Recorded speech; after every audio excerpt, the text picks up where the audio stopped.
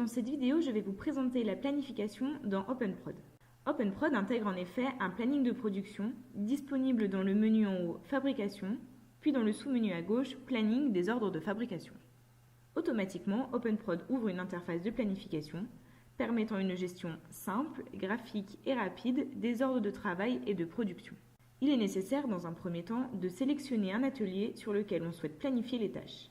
Il est possible aussi de sélectionner tous les ateliers et ainsi l'ensemble des ressources ici à gauche et des ordres de travail vont s'afficher dans le planning. Par ailleurs, il est possible de naviguer aisément dans le calendrier à partir de ces flèches.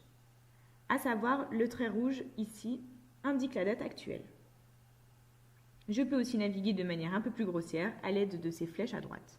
De plus, il est possible de gérer les ordres de travail par semaine, mois et jour. OpenProd facilite grandement la recherche d'informations et permet par exemple de réaliser des recherches par ordre de travail. Ici, je viens par exemple rechercher l'ensemble des tâches qui sont liées au work order 001. De plus, je peux effectuer des recherches par produits finaux. Par exemple ici, je viens regarder quelles sont les tâches en lien avec le produit Z500.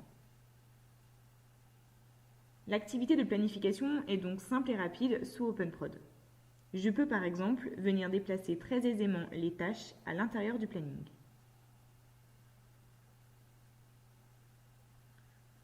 Je viens ici zoomer sur le planning au jour et je souhaite modifier la plage d'ouverture de mon entreprise.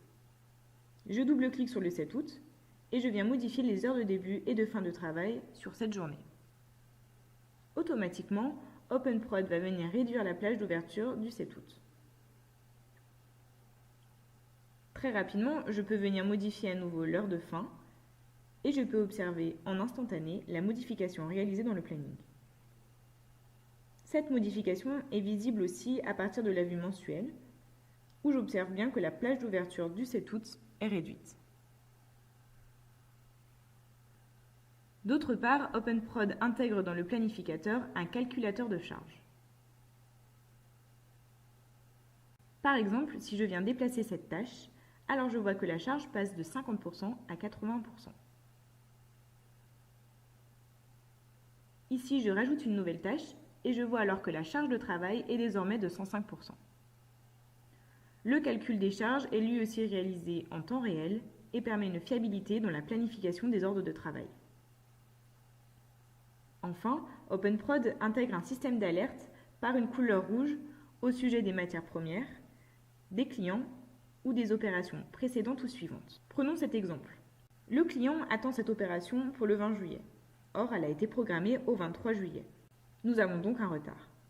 En déplaçant cet ordre de travail au 12 juillet, alors l'alerte va disparaître.